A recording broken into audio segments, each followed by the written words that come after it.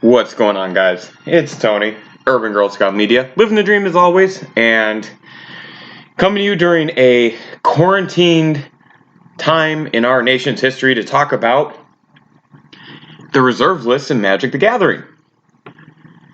Getting myself all settled here. Wish you guys could see the setup I got. Anyways, so today I'm doing part 2 of my Magic the Gathering predictions about the reserve list. This will go more into depth about what I see happening. If you want to see the first video, I continue to repost it, but major announcements, I think, was the title. Really, the short end of it is I believe in the next 12 to 24 months, Hasbro and Wizards of the Coast will abolish the reserve list. A couple of key things to point out. Just because they abolish this fake promise does not mean that they are going to reprint the Power 9 or things like that. Second is this is a topic that I started the conversation on because of what was going on with Secret Layers and a few other things. I started that conversation before COVID-19 really impacted the United States. Since then, in the past 2 weeks, past 2-3 weeks, it's gotten worse. The economy's tanked. And another video I'm going to make today about the interview on Tolarian Academy about the fetch lands, I think kind of supports a lot of what I'm going to believe will happen. And again, this is a prediction. I have no more insider knowledge than what anyone who could go online and look and make assessments on. So this is open to conversation, guys. This isn't this is what's going to happen for sure. It's just what I believe. That being said, let's jump into it. So the world's still in crisis, right? And my prediction of within the next 12 to 24 months, Wizards would abolish the reserve list came from Secret Layers, the way that they're handling it. This was before we knew the fetch lands was coming out in a Secret Layer drop. But now we know that, and I think it even supports it more, that they're going to give these high-end, expensive products to local game stores and see how they handle it. They also know that no matter what they do, they're going to upset a lot of players. But with a lot of players who I think are going to get out of the game to make money off their old cards during this uncertain time in our economy and really global history, I think that they're going to look at this as, again, another opportunity to abolish the reserve list and make more money.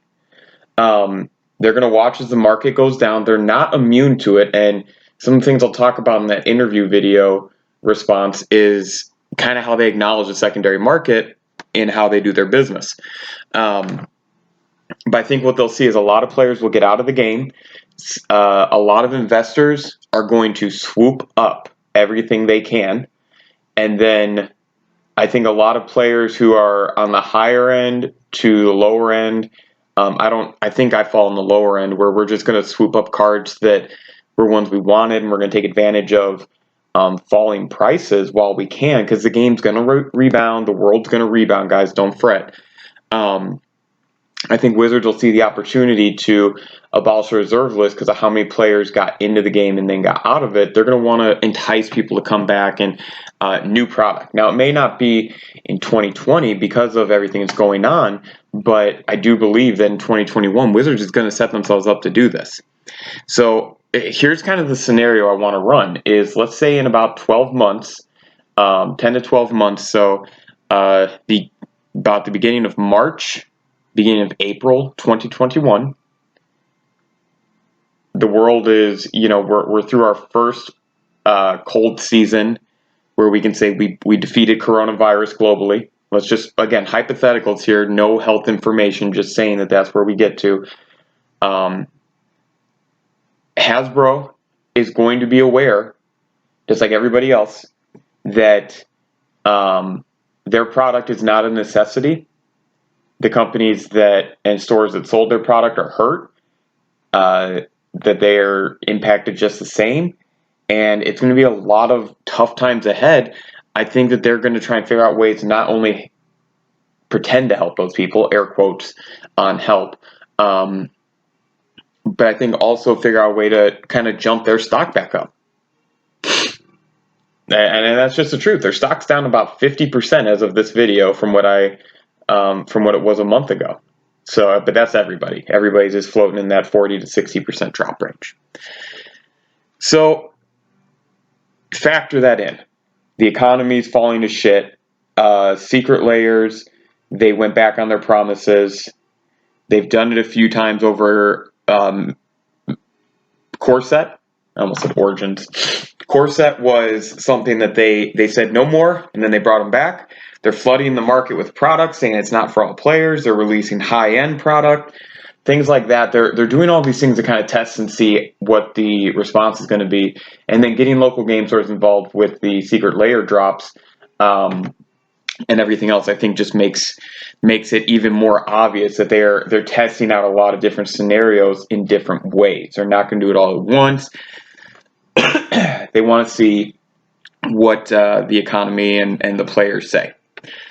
So, again, it would be a PR hit, but if they could figure out a way to announce, while we're still in a free fall from COVID-19, that they're going to abolish the reserve list, rather than wait for things to get better and then say it, I think it would get lost in the news of the world that's more important, first off. I mean, COVID-19 is a much more important story than Magic the Gathering card prices, but there's a lot of people who have a lot tied up into this game and these cards. So, go figure. I just think they'll try and time it right around what a lot of us will believe will be the bottoming out or the rock bottom before the days get better. That's how I see it. So, in terms of merchandise, though, this is where I think Wizards has really played their hand. Secret Layer, and pun intended when I say played their hand. I know it's a card game where you play cards from your hand. So I think that Wizards of the Coast and Hasbro Games has kind of shown a few things to us. First is that the Secret Layer drops with the 5 fetch lands. So I think that's a complete trash product. Even though it's a reprint we need, it's handled completely poorly. But I think that offers you the idea that why couldn't they do a color pairing, like let's say, so Plateau, red-white.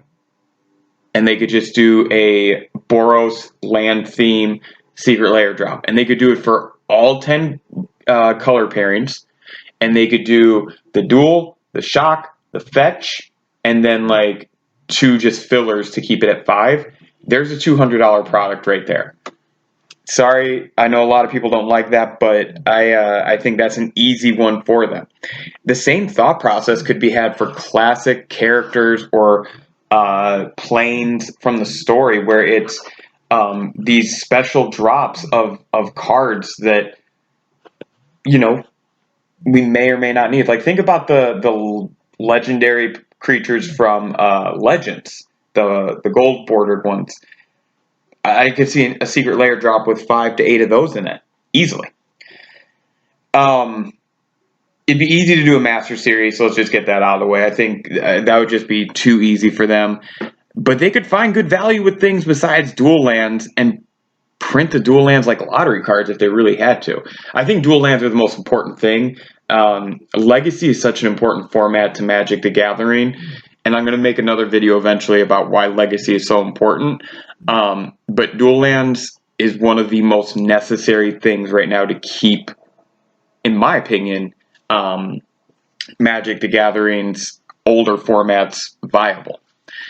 So let's shift to the Spellbook series. You could run it by color. You could do the ones by anti-themes. The Legend gold cards, of course. Or something, again, to the story itself. Just like characters from Weatherlight. You could do that in a Spellbook set. You could include a reprinting of the novel in that. Like, they have a lot of ability to do these things. If you step back and realize the fact that they are making more supplemental products than ever before, they're not just doing the few sets a year in the core set, you got to realize, guys, there's potential for a lot of fun and unique products to Magic's history. Again, just because they abolished the reserve list, in my theory, Doesn't mean they have to print Gaia's Cradle, Black Lotus, the Moxes. They don't have to print Sarah's Sanctum or Tolarian Academy. They don't have to print those cards. Like, that's not the point of abolishing the reserves list. The point of abolishing the reserve list is it removes a false narrative about what's considered safe to invest in Magic. It keeps what should be best to invest in, the higher end cards and the popular and higher end cards, and then sealed product. That's really it. Maybe some specialty printings, things like that. But that's the stuff you should be investing in, not this like $3-4 card from a reserve list that will never get reprinted again, but it's not necessarily great. Trying to create false markets and buyout, that shit just pisses me off. But I mean, there you have it. And I have a decent amount of reserve list cards that I bought, like dual lands. I got those at really good prices. And I know that they have value to them, but I also know that if the reserve list was abolished and they reprinted, things would it'd be volatile for a while. I really don't care. It's what's good for the game at this point, not for the company, not for the secondary market. So there's some of my ideas. Like I said, Master Set would be really easy. I think doing the dual lands as a lottery card in that would be pretty cool. Spellbook series or special supplementary products, they could bring back the dual decks, premium decks.